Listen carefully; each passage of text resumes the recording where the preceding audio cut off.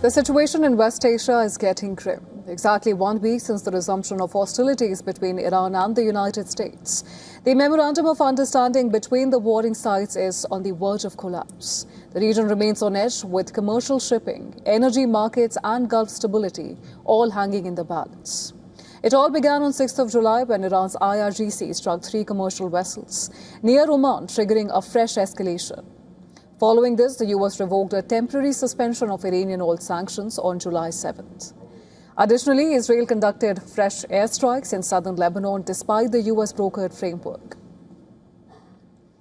On July 9th, Iran's IRGC announced the closure of the Strait of Hormuz after attacking a container ship it said was using an unauthorized route.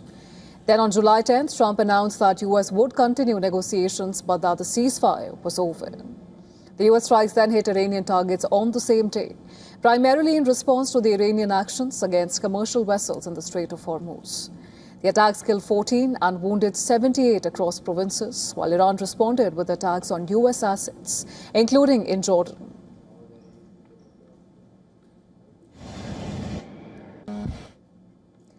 Between July 8th and 9th, US strikes intensified on Iranian coastal and strategic sites. The US CENTCOM reported hitting over 80 military targets focusing on air defenses, command networks, coastal radars, anti-ship missile systems and port-related infrastructure. These targets were located in Bushehr, Hormozgan, Sistan and Balochistan along with Kholistan provinces. Iran retaliated by claiming strikes on US facilities in the Gulf nations. Gulf states including hosts of US bases in Bahrain, Kuwait and the UAE. Despite the tensions, regional mediators on Saturday urged adherence to the MOU amid fears of a broader war. Today, the Iranian military intensified the retaliatory strikes on US assets across the Gulf. It claimed to hit Patriot missile systems in Kuwait, an early warning antenna in Qatar, US military fuel depots in Bahrain, and ballistic missiles directed at US bases in Jordan, such as Azraq and Muwafaq Salti.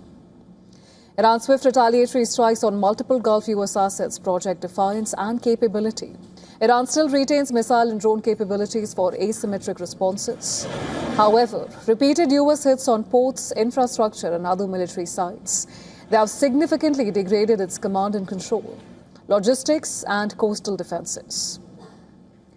Iran claims good faith implementation of its commitments while accusing the US and Israel of violations. Though mutual accusations of bad faith and unreliability complicate efforts, Oman and others remain key for Hormuz administration talks. Iran claims the US violated the June 2026 Memorandum of Understanding by revoking the temporary oil sanctions waiver shortly after it was issued. It asserts that ongoing or renewed Israeli military actions in Lebanon violate the broader ceasefire commitments.